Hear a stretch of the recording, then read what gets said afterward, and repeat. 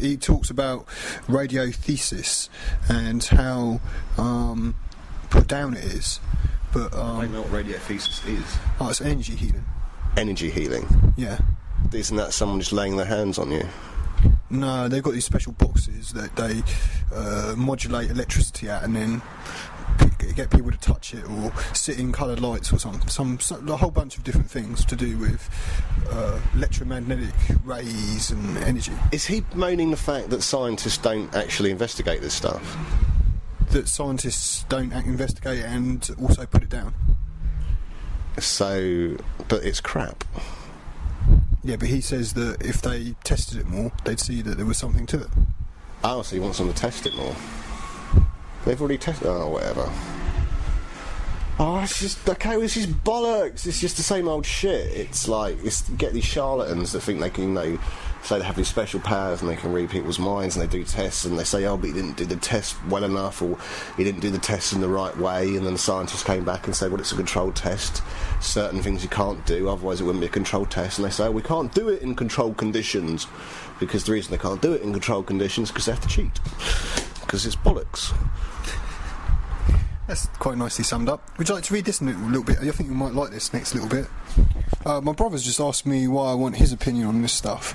Well, the reason why, Chris, is because, like most people, you don't have any specialist knowledge in this area. So I'm pointing out, again, the poor way in which this book's written for a general audience. This is supposed to be for a general audience, but it's not written so a general audience could understand it very, very easily or well, or in fact you could even trust it, because some of what he's written in here is just not true. Lies. And misrepresentations of what's been said as well. The medical profession became threatened by palmers, chiropractors, as well as homeopathic healers, radiophysicists and other drugless practitioners who were taking away much of their business. The Carnage Foundation, the Foundation of Carnage. Yeah, the Foundation published a Flexner report in 1910 that called for all medical practices to be based on proven science. Because physicists had not yet discovered that quantum universe energy medicine was incomprehensible to science... Let me just say that again. Fucking believe he's written this. Because physicists had not yet discovered the quantum universe, energy medicine was incomprehensible to science. Denounced by the American Medical Association, quite rightly, chiropractic and other energy-based modalities fell into disrepute. Radiophysicists disappeared completely. In the last 40 years, chiropractic has made great roads in the healing arts. Yes, but lots of people in hospital. It's made great roads. Lots of people have very damaged spines. Well done. In 1990, the chiropractors won a lengthy court battle against the medical monopoly when the American Medical Association was found guilty of illegal attempts to destroy the profession.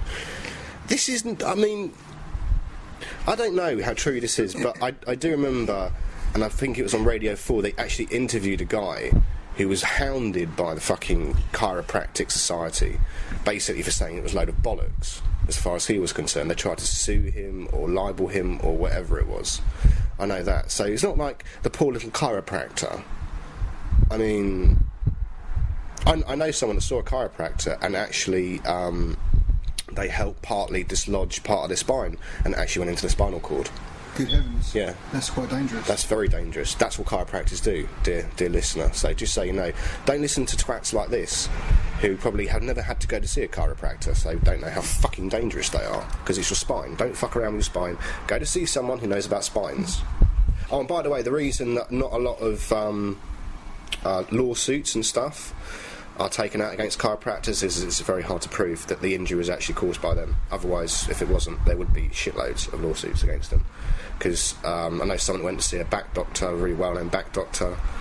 This is like Man at the Pub, isn't it? Oh, no, it's bloke you went to see. But anyway, no, seriously, I went... That's a good name for your radio show, Man at the Pub. Yeah, anyway, this guy's a back doctor, and he says he sees loads of people who go to see chiropractors and have real problems. So don't do it. It's not worth it. It's fucking charlatans. Homeopathy. Oh, I can't see. What do you know about homeopathy? The only thing I know about homeopathy is you're supposed to you give someone a tiny minuscule dose. Yeah. Probably an atom or less. Right, okay. And that helps heal them? Apparently so. There's any sort of science behind that? Well, the rationale behind it is that supposing... I'm making this up because I don't know anything about it, but supposing... Yeah, making this up. That's not being informed, is it? Well, I'm making up the example because... Dr. Lipton does, and he's got a PhD, so why can't we? I'm making up the example, I mean. I know the principle is that you use the opposite element or something like that, the opposite thing. That's what I meant to your disease. Yeah. But it has to be in a very small dose, which is hardly surprising considering some of the things you're supposed to take is mercury and cyanide and strychnine, which are absolutely deadly poisons, and you probably would be better off not taking any more than about an atom of it. Yeah. So that's the thought behind it. So it's more kind of faith healing. Sounds like bollocks. Well, it's faith healing, isn't it? Okay, so in this paragraph. Okay, so from what I gather from what he's saying is... Page 89. I mean, the way I read this, the Carnegie Foundation published a Flexner report in 1910 that called for medical practice to be based on proven science. That sounds fucking brilliant to me. Yeah, pretty sensible. As someone who doesn't really know a lot about medicine or about science, to me it says, okay, you know, if I pop a pill, there's some chance that someone's actually looked at the effects of this pill and what it does in a scientific...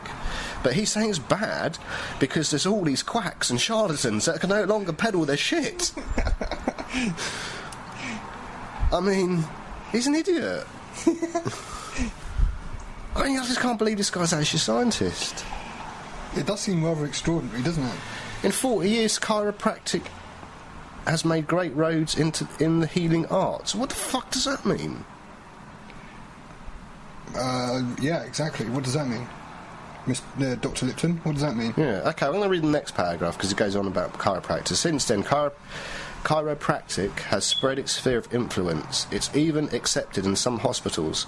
Despite electrotherapy's checkered past, neuroscientists are conducting exciting new research into the area of vibrational energy therapies. Yeah, okay, I mean... This sounds just too similar. I'm sure someone at some point is going to find that maybe in homeopathy, if you give someone a very, very small dose of something, it might help. In some, I don't know what the fuck I'm saying. In some kind of iatrogenic but basically effect. I mean, like, he's taking something as broad as these radio physicists, which are obviously con men, and he's trying to tack that on to neuroscientists conducting exciting new research into the area of vibrational energy therapies. I mean, it's just fucking nonsense. It's just bullshit. Yeah, then he goes on about transmagnetic cranial stimulation, which can be kind of... Do we have to cover that? A bit... No, we don't. We're skipping that. So... Okay, well, as it did in the case above, which you've underlined, we need to talk about the case above so that people know what the fuck we're talking about. Right, okay, when Mason wrote about his startling treatment for ichthyosis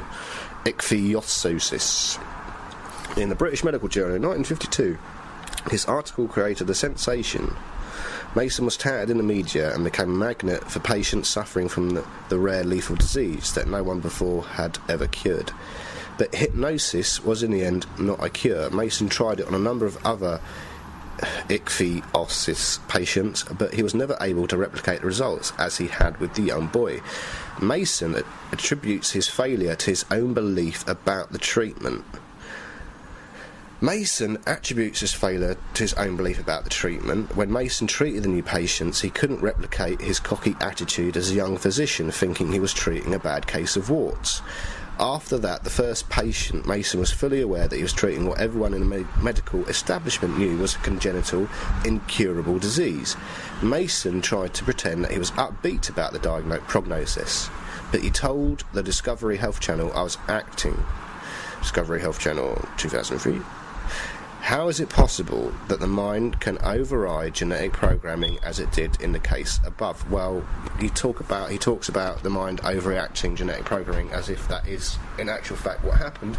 He has absolutely no evidence for that. No, exactly. There's no evidence. We've got a very anomalous case here where this chap, I'm sure this is a true case as well. I've seen video evidence as well that this fellow had this genetic disease that made his skin go very hard and scaly, like as though it was warts. And this doctor had treated the warts condition before with hypnosis. So he put this individual under hypnosis, and about 3-4 weeks later, the chap got well and he had normal skin again.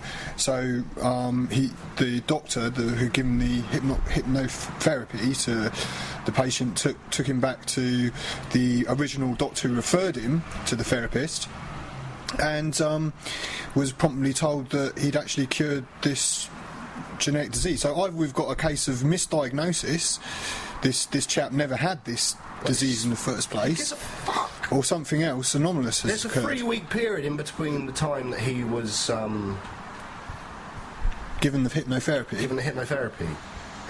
It's roughly 3 weeks. I don't know the exact time. Yeah, so it's possible that it was misdiagnosis. It's possible that something in his environment was attributing to this. I mean, for example, I don't know how. I know both me and you suffer from, or have suffered from, eczema. Mm-hmm. I mean, the more stress we're under, the worse we get it. You know, so there's obviously environmental impacts and stuff like this. I mean, did this guy have it all this? Oh, where the fuck? It's just more bollocks. Well, yeah, I think what Chris is pointing out here is that, again, it's not a controlled experiment. So there's too many variables that could be affecting what's actually happened, particularly as it's non-repeatable as well. That's one of the most important things in science. If the experiment is non-repeatable, and it certainly seems to be here, then we just have to leave it as one of those unexplained anomalies. It's like someone could have a headache, right? And I say, look, drink my urine, okay, and the next day your headache will go. Okay, and they could drink my urine and the next day the headache will go, because most headaches do. Yeah. So it doesn't prove my fucking piss helped them at all. But I could say, look, my wonderful piss cures headaches, because their headache went. So that's a perfect example of how much bollocks this is. So how it is possible for the mind to override genetic programming. That's how it's possible for the mind to override genetic programming. No, it's not. It's not possible. It's talking shit. No, but to seem as though it is. No, it's not. This is just human behaviour. This is attributing something that's happened. So it's like there's an earthquake. Right, or it's because the gods are displeased or something, or because, you know, what do they call it? Signs and portents. Signs and portents? Yeah. You're not looking at the facts, you're just looking at you're trying to make a logical connection because you can't explain it. Right. That's all it is. That's what this guy's doing. He's just saying, well, I can't really explain it, so I'm going to say that it's because he went and saw hypnotherapy, because I don't have any other explanation. Yeah. Well, that's not good enough, because you're a scientist, mate. Yeah, exactly. You know. Exactly, I'd say that too. Yeah, it's not good enough because you're supposed to be a scientist. Yeah, so that's crap. It's not scientific. Let's take that out and we'll wipe our bums with it later.